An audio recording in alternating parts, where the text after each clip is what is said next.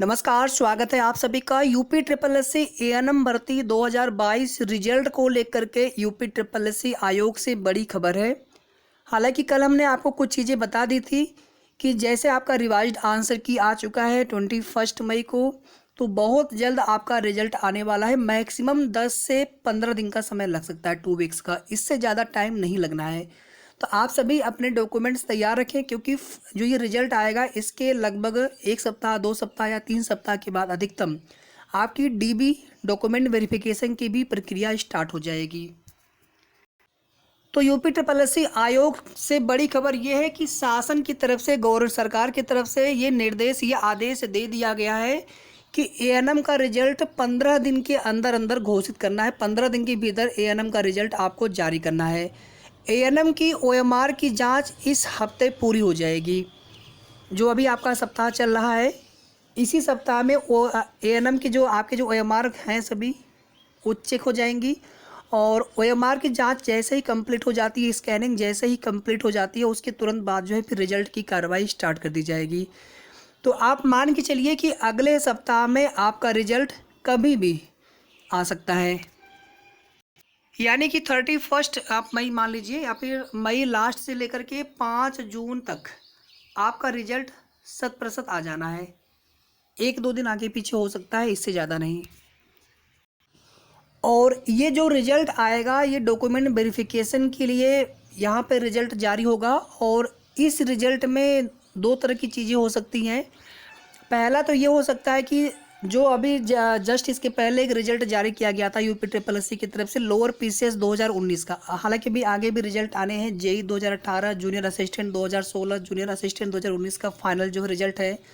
और इसके अलावा एक कंप्यूटर ऑपरेटर की भर्ती है, उसको भी लेकर के बात करेंगे हम अलग से सेपरेट वीडियो में। लेकिन UP triple S C ANM की भर्ती में जितनी टोटल वैकेंसी है 9212, डीबी के लिए इस पर इससे ज़्यादा ही कैंडिडेट से बुलाए जाएंगे।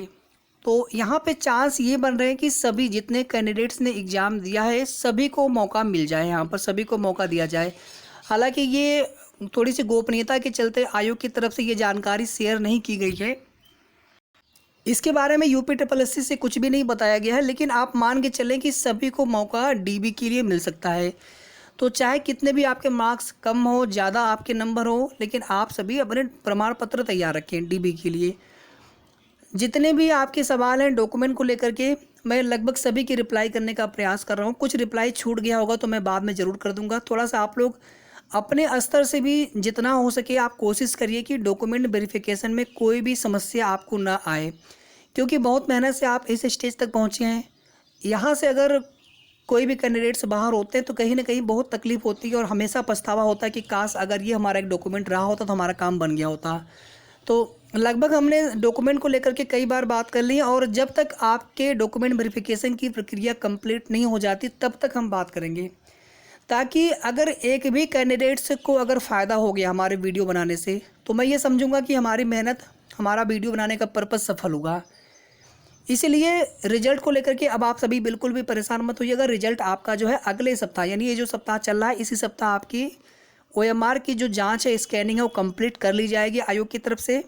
बाकी सारे काम छोड़ करके, जैसे ही शासन से निर्देश मिला है आयोग को, सारे काम छोड़ करके, जैसे अभी आप देखेंगे जूनियर असिस्टेंट 2016 का परिणाम बहुत लंबे समय से पेंडिंग है, तो सारे काम रोक करके पूरा फोकस अब यहाँ पर है। चूँकि लेखपाल की परीक्षा 19 जून को है, तो अभी उस पर बाद में कार्य किया जाएगा, बाकी जो कार्य उसके चल ही रहे होंगे।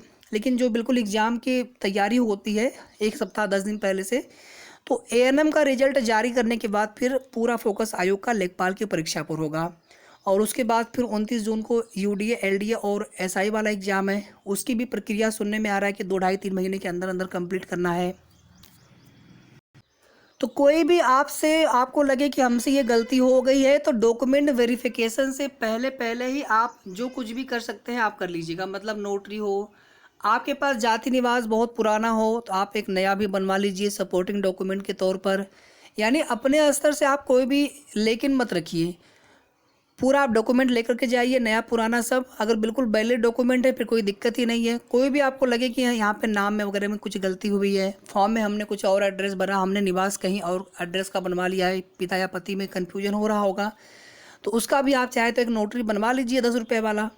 बाकी डीबी की जब विज्ञप्ति जब नोटिस आएगी तो उसमें भी कुछ इंस्ट्रक्शन हो सकते हैं। और फिलहाल में अभी आप यूपीट्रिपलएससी एएनएम भर्ती 2022 का जो नोटिफिकेशन है उसके अकॉर्डिंगली आप काम करते रहिए, अपनी तैयारी करते रहिए। और कुछ कैंडिडेट्स का ये कहना था कि हमें पहले बताया नहीं गया था कि हमें कैसे बनवाना है ये सब सर्टिफिकेट। तो आपने जब फॉर्म भरा होगा एएनएम 2022 का, तो उस समय आप अक्सर देखिए सभी लोग ऐसा ये गलती करते हैं कि हम नोटिफिकेशन पूरा नहीं पढ़ते। हम क्या पढ़ते हैं, केवल लास्ट डेट देख लेते हैं कि कब तक लास्ट डेट है फॉर्म भरने की, और इसके बाद फीस वगैरह देख लेते हैं, ठीक है, कैसे फॉर्म भरना है, और फॉर्म भरने की जो पूरी डिटेल्स होती है बस वही देखने का प्रयास करते हैं। लेकिन और एलिजिबिलिटी हम एक देख लेते हैं मोटा मोटा, लेकिन हम कभी भी हम पूरी नोटिफिकेशन पूरा एडवर्टाइजमेंट कभी नहीं पढ़ते हैं। बहुत कम ही लोग पढ़ते होंगे। और फिर बाद में जब हम वो चीज़ें हमें बताई जाती हैं तो हमें लगता है कि ये चीज़ें हमें पहले क्यों नहीं पता थी, और पहले अगर पता रहा होता तो काश हमने वो सब तैयारियां पहले कर ली होती फॉर्म भरने की लास्ट डेट से पहले पहले। और आजकल तो कोई भी आप सर्टिफिकेट बनवाने जाइए, जाति निवास ईडब्ल्यूएस 1 सप्ताह के अंदर बन जाता है। फॉर्म भरने में कम से कम 20 दिन 25 दिन का समय मिलता ही मिलता है। वो बहुत आसानी से ये सभी डॉक्यूमेंट्स बनवाए जा सकते हैं। जब भी कोई फॉर्म निकले उस समय डॉक्यूमेंट्स बनवा ले, फिर से 200-400-500 रुपये का खर्चा होता है। लेकिन अगर हमारा रिटर्न निकल गया, फिर हम डीबी के लिए गए, तो वहाँ पे हमें कोई समस्या नहीं आती है। ये सब चीज़ें होती हैं। खैर अब जो हो चुका है सो हो चुका है, लेकिन अभी आप पूरा फोकस करिए कि हम जितना हो सके हम शपथ पत्र वाला तो आपको कार्य कंप्लीट कर लेना है, एफिडेविट वाला, ताकि एफिडेविट की वजह से अगर हमारी कोई गलती अगर आयोग ने अगर वहाँ पे इग्नोर कर दी कि नहीं ठीक है आपने एफिडेविट दे दिया, ये आपसे मिस्टेक हो गई थी, तो फिर तो वहाँ पे ठीक है। अदरवाइज़ फिर हम कुछ नहीं कर सकते हैं, उसमें आयोग का जो भी डिसीजन होगा वो अपना करेंगे डीबी में। लेकिन यहाँ पे आप पूरी कोशिश करिए। और दूसरी बात देखिए, जो ओएमआर वाली जो भी गलतियाँ हुई हैं, पहली बात तो ओएमआर में कोई गलती हमसे होनी नहीं चाहिए। अगर हो गई हैं गलतियाँ तो उनके लिए केवल यहाँ पर हम एक सलूशन कर सकते हैं कि इंतज़ार कर सकते हैं रिजल्ट का। उसमें हम बाकी और कुछ भी नहीं कर सकते हैं। उसमें हम कोई अगर चाहें कि हम कुछ जा कर के एप्लीकेशन दें, आयोग में मेल करें, तो उसका कोई फ़र्क नहीं पड़ता है, बहुत मुश्किल होता है। बाकी जो लोग कोशिश करना चाहे आप अपने स्तर से ज़रूर कोशिश कर लीजिए, क्योंकि ओएमआर की स्कैनिंग चल रही है और इसी वीक में ओएमआर की स्कैनिंग भी कंप्लीट कर ली जाएगी, क्योंकि नेक्स्ट वीक में एएनएम 2022 का रिजल्ट जारी करना है आयोग को, और कभी भी आपका जारी हो सकता है। मई में लास्ट में आ जाए, 1, 2, 3, 4, 5 जून कभी भी आपका रिजल्ट जारी हो सकता है।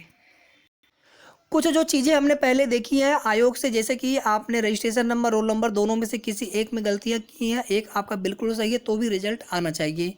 क्वेश्चन बुकलेट नंबर और सीरीज दोनों में से किसी एक में गलती हो गई, दूसरा आपने बिल्कुल सही भरा है, क्वेश्चन बुकलेट नंबर बिल्कुल सही भरा है, सीरीज भरना भूल गए हम, गोला भरना भूल गए हम, तो वहाँ पर भी रिजल्ट आपके आने के चांस रहेंगे। या दोनों में से कोई आपका एक बिल्कुल सही होना चाहिए। अब आप कुछ लोग पूछ रहे थे कि दोनों में क्या संबंध है, तो ये सब चीज़ें हम आपको बाद में बताएंगे। लेकिन फिलहाल में आप थोड़ा सा चीज़ों को जानते रहिए, और बिल्कुल भी आप मानसिक तनाव मत लीजिए, क्योंकि जो चीज़ें हो चुकी हैं उसमें हम कुछ परिवर्तन नहीं कर सकते हैं। लेकिन इन फ्यूचर हम इस तरह की गलती अब दोबारा नहीं करेंगे।